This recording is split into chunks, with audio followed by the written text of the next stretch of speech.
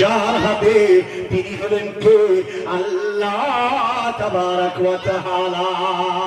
আল্লাহ বললেন, ও জিবরিল তুমি যাও এবং আমার প্যারা হাবিব জনাব রাসূলুল্লাহ সাল্লাল্লাহু আলাইহি ওয়াসাল্লামকে জানায় দাও তার বিবি, তার অর্ধাঙ্গিনী, তার সহধর্মিণী খাদিজা আসছে, আমি তাকে কয়েকটা সুসংবাদ দিয়ে তোমাকে দিয়ে পাঠালাম, সংবাদটা বলে দাও। খাদিজা যখন আসবে বলে দাও নবীকে, ও নবী মুহাম্মদ আপনি জানিয়ে দেন আল্লাহ তাবারাক ওয়া তাআলা ওই খাদিজাকে ডাইরেক্ট সালাম দিয়েছে। তুমি বলা যাবে না সুবহানাল্লাহ, আল্লাহু আকবার। ডাইরেক্ট সালাম দিয়েছেন আল্লাহ। জিবরিল আমিন বলছে আল্লাহ সালাম দিয়েছে, আমার পক্ষ থেকে আমি তাকে সালাম জানালাম। ইয়া রাসূলুল্লাহ, ইয়া হাবিবাল্লাহ, ওগো আল্লাহর নবী আপনি শুনে নিন। শুধু তাই নাই, তাই নাই, তাই নাই, খাদিজাকে আল্লাহ জান্নাতি ঘোষণা করেছি। খাদিজা জান্নাতি ঘোষণা হলো। জিবরিল আমিন বলেন, ইয়া রাসূলুল্লাহ, ওগো আল্লাহর নবী আপনি শুনে নেন, শুনে নেন। জান্নাতি ঘোষণা দিয়ে আল্লাহ শেষ করেন নাই, তিনাকে বলেছেন তিনি যে জান্নাতে থাকবেন। ওয়াবাশশিরহা বিবাইতিন ফিল জান্নাত, জান্নাতের ঘরের সুসংবাদ তাকে দিয়ে দাও। বিশ্ব নবীগণ জান্নাত যে দাও হলো, ঘোষণা যে হলো, জান্নাতটা কেমন হবে মহান আল্লাহ তার বিবরণ বলেছেন। আমি জিবরিল সেটা আপনাকে শোনায় দিতে এসেছি। আমার কাজ হলো শুধু আল্লাহ বলবেন আমি শুনবো, আপনাকে পৌঁছে দেব।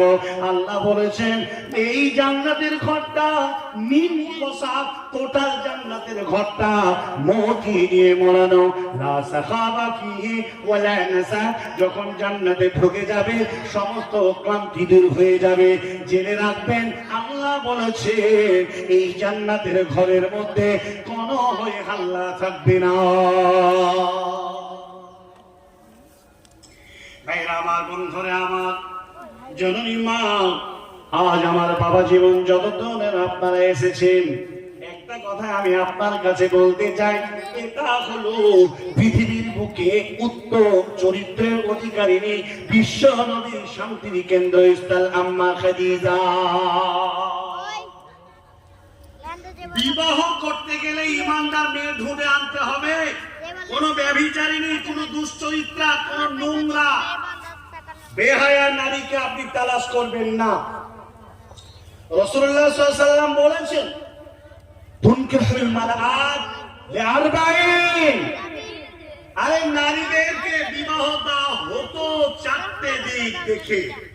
এক, লিমালিহা, তার সম্পদ, লিহাসাবিহা, তার বংশ বুনিয়াদ, লিজামালিহা, তার চেহারা সুরাত, তারপরে দেখা হতো ওয়ালিদিনিহা, তার দিনদারিতা।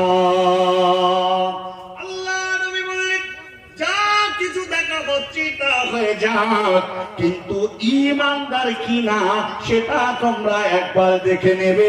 বিশ্ব নবী বললেন ঈমানদার মেয়েটাকে তোমরা প্রায়োরিটি দেবে, প্রাধান্য দেবে। ঈমানদার যদি হয় তাহলে মেয়েটাকে বিবাহ করো, আর ঈমানদার যদি না হয় ওই নারীটাকে বিবাহ করা যাবে না। বাচ্চান, বন্ধুরে আমার, ভাইরে আমার, ভালো করে শুনে নেন। আল্লাহর নবী তিনি বলে দিয়েছেন এমন ভাবে, আজ আপনি আমি মেয়েটাকে পছন্দ করি ছেলের জন্য, মেয়ের বংশ দেখি না, মেয়ের সুন্দর চেহারাটা একটু দেখে নি, আর তার পাশে আমরা দেখি লিমালিহা, তার মাল আছে কিনা। অধিকাংশ লোকেরা আমরা মেয়ের বাপের অর্থ, মেয়ের অর্থ আছে কিনা, টাকা আছে কিনা, পয়সা আছে কিনা, এটা আমরা দেখি। মনে করেন মেয়ে, মনে করেন একটা, আপনাকে আমি সায়েন্সের একটা অঙ্ক দিয়ে একটু বুঝাই। মনে করেন যে মেয়ের বংশ বড়, মেয়ের সুন্দরী, চেহারাও তো কি খুবই সুন্দর, মেয়ের বাপের প্রচুর মাল আছে। তো আপনি এক কাজ করেন, আপনি এক, এই বাম দিকে এক দিন, বাম দিকে এক, মানে ইমানদার মেয়ের জন্য এক বসান, যে ইমানদার হলে তাকে দেওয়া হবে কত? 1 নাম্বার। 1 নাম্বারের পরে তাকে দেন হাসাবিহা, তার বংশ, ওখানে একটা শূন্য দেন, হবে কত? 10। তারপরে দেন অলি জামালিহা, এই চেহারা সুন্দরের জন্য আরেকটা শূন্য দেন, কত হলো? 100। তারপরে দেন ওয়ালি হাসাবিহা, তার মানে বংশ বুনিয়াদ তো চরম আছে, মালিহা, তার মাল। তাহলে 3টি শূন্য যদি পাশে বসানো যায় তাহলে হবে কত? 1000। এখন মনে করেন বংশ বুনিয়াদ লম্বা, একটা শূন্য দিয়েছেন, মাল প্রচুর আছে, 2টি শূন্য দিয়েছেন, চেহারাও অপূর্ব, আরেকটা শূন্য দিলেন, 3, আর ঈমান আছে তার জন্য আপনি 1 দিয়েছেন, তাহলে 1000 হলো। যদি ঈমান না থাকে তাহলে 1 তো আপনাকে অটোমেটিক নিয়ে নিতে হবে, কথা ঠিক কিনা? যখন আপনি নিয়ে নেবেন, শূন্যর কোনো কাজ আছে? শূন্যর কোনো কাজ নাই। সম্পন্ন 16 আনাই আপনার জন্য বিছা। অতএব আপনি জেনে রাখবেন, এই হলো ঈমান। এই ঈমানদার মেয়েটাকে আপনাকে প্রাধান্য দিতে হবে। প্রিয় ভাই সকল, এই ঈমান পরহেজগার দিনদার ঈমানদার নারীকে যদি আপনার পরিবারের বেটার বউ বা আপনার নিজের বউ যদি করে না আনতে পারেন, তাহলে আপনার সুখময় সংসার গড়ে উঠবে না। কথাটা এখান থেকে রাখলাম। এখন কথা হলো, আজ বর্তমান জামানায় আজকে যে বিবাহ বন্ধন যেটা হচ্ছে, এই বিবাহ বন্ধনের যা অবস্থা, তা আমরা এমন পর্যায়ে পৌঁছে গেছি, কোন সংসারে শান্তি নেই, কোন জায়গায় কোন শান্তি বিরাজ হচ্ছে না। যার ফলে মানুষের পরিবার থেকে সন্তান সন্ততি জন্ম হলে সেখান থেকে কোনো শান্তি, সেখান থেকে কোনো ঈমানি জজবাওয়ালা করে পরিবার আমরা খুঁজে পাই নাই। রাসূল করিম জোরে বলুন সাল্লাল্লাহু আলাইহি ওয়াসাল্লাম, তিনার যে বিবি, যতগুলো মা ছিলেন আমাদের, খাদিজা রাদিয়াল্লাহু তাআলা আনহা, যিনি বিধবা মহিলাকে বিশ্বনবী বিবাহ করেছিলেন। যতদিন মা আল্লাহ রাসূলের ঘরে ছিলেন, ততদিন অন্য কোন নারীকে বিশ্বনবী বিবাহ করেন নাই। তাই না আমার বন্ধুরা আমার, আজ পৃথিবীতে যত অশান্তি, পৃথিবীতে যত রাহাজানি, পৃথিবীতে যত দুর্নীতি, পৃথিবীতে যত দুর্নাম, সবই হলো নারী আর পুরুষের এক মানে গোপন সম্পর্কের বড় কারণ। রাসূলুল্লাহ সাল্লাল্লাহু আলাইহি ওয়াসাল্লামের জামানাতেও ছিল বড় বড় মুনাফিক। আজকে আমাদের মধ্যেও রয়েছে, আমাদের কাতারেই রয়েছে বড় বড় মুনাফিক। ভাইজান, যদি এই পরিবারের মধ্যে ইমানদার পুরুষ আর ইমানদার স্বামী মনে করেন আছে, আর তাদের মাঝে যদি কোন রকম কোন বিন্দু পরিমাণ শস্য দানা কোন রকমের কোন দুর্নামে একটা প্রকাশ পেয়ে যায়, সেটাকে নিয়ে টানতে টানতে টানতে টানতে কালিয়া চক পর্যন্ত আমরা নিয়ে যাই। আহা, এটা হলো মুনাফিকের কাজ, এটা হলো মুনাফিকের কাজ। আমি আপনাকে একটি কোরআনের তাফসীরের সানের নাজল শোনাই, জেনে রাখবেন। আপনার বিবিকে আপনি সন্দেহ করবেন না, কারো কোনো কথার বশীভূততে সন্দেহ করবেন না। দীর্ঘদিন তাকে নিয়ে সংসার করছেন, তাকে ঈমানদার আপনি মনে করুন। মনে করেন আপনার স্ত্রীর ব্যাপারে কেউ একটা জেনার বা কোন রকমের কোন পরপুরুষের সাথে কথা বলেছে, এই তকমা নিয়ে আপনি তাকে, তার সঙ্গে কথাবার্তা বলেন না, তার সঙ্গে আপনি খুব বাজে বিহাব, রূঢ় ব্যবহার করেন।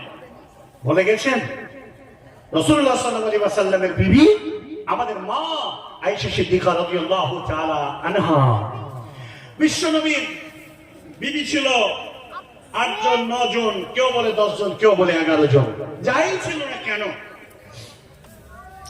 বিশ্বনবী মেয়েদেরকে নিয়ে, বিবিদেরকে নিয়ে তিনি সফরে যেতেন, জিহাদেও গেলে বিবিদেরকে সঙ্গে রাখতেন।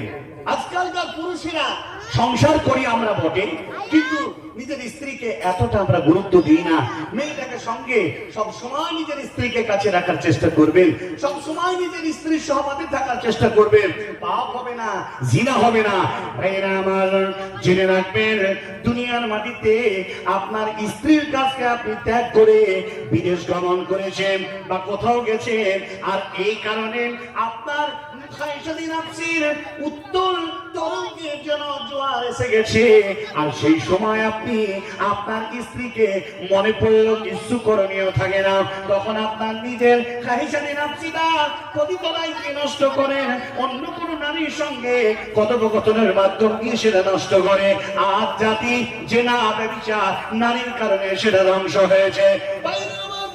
আমার আল্লাহর নবী জনাবে রাসূলুল্লাহ সাল্লাল্লাহু আলাইহি ওয়াসাল্লাম তিনি বলেছেন, বিবিদেরকে নাও আর তোমরা সঙ্গে করে তোমরা সফর করো, মাঝে মাঝে বিবিদেরকে নিয়ে ঘোরাও, মাঝে মাঝে বিবিদেরকে নিয়ে হাঁটো, আনন্দ করো। বিবিকে তোমরা ত্যাগ করবি না, বিবিকে তোমরা রাখবে।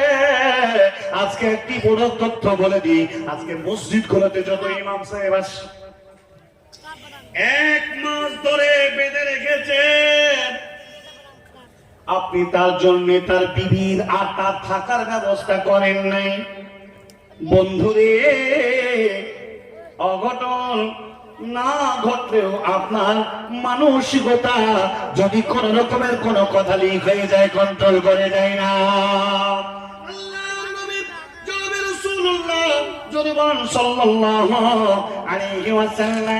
তিনি বিবিদের মাঝে লটারি করতেন, একাধিক বিবিকে নিয়ে লটারি করতেন। সবাই যদি যাব বলতেন তাহলে তো নিয়ে যেতে পারতেন না। বিশ্বনবী লটারি করতেন, যার নাম উঠে যেত তাকে নিয়ে তিনি সফরে যেতেন, জিহাদের ময়দানে যেতেন। আল্লাহর নবী একদিন লটারি করলেন, নাম উঠলো কার? যার নাম হযরতে আয়েশা সিদ্দিকা রাদিয়াল্লাহু তাআলা আনহা। নাম উঠে গেল, আয়েশাকে নিয়ে যুদ্ধে চলে গেলেন। কোন যুদ্ধে? বানি মুস্তালিকের যুদ্ধে। বানি মুস্তালিকের যুদ্ধে বিশ্বনবী নিয়ে গেলেন আম্মা আয়েশা সিদ্দিকা রাদিয়াল্লাহু তাআলা আনহাকে।